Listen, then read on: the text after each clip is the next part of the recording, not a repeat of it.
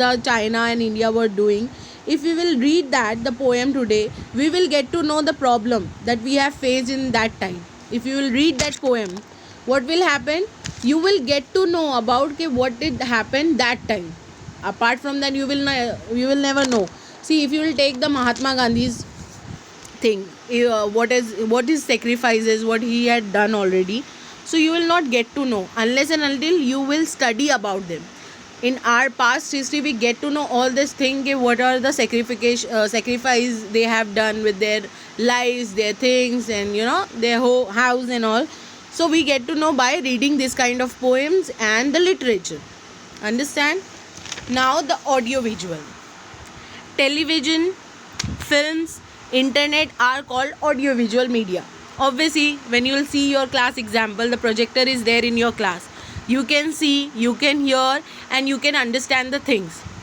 See, oral sources, you only get to know what are the things is said by some people. You will get to know. If I am telling you to close all your books, all projector thing and everything, what will happen? Whatever I'll speak, you will understand that, because that was your oral sources. But in audio visual sources, you will get to know. You will see the picture of Mahatma Gandhi. How you get to know who's Lokmanya Tilak? If you cannot see the picture, if you cannot see the biography of them. So audio visual give you that sources that you can see, you can hear, and you can understand. Many domestic and foreign television channels also come under these heads. For example, History Channel, Geography Channel, etc. See, Discovery Channel, Geography Channel, and different kind of channels are there who tell the stories about the past. If you will see wild animals, and if you will see the Taj Mahal's history or Agra's history, you will get to know all this by audio visual thing. You can see, you can hear, and you can understand. Now, Film Television Institute of India. See, this is the vital organization of India is Film Television Institute of India. First film is shot by the Dada Saheb Phalke. Government of India established this government to take a proper view. See, why this government made this? To people to get to know the proper cinematography, proper how to use camera, how to make film, how to include the editing, how to include the song. This all, to give the knowledge about these all technical things. The government of India made a institute which is Film and Television Institute of India.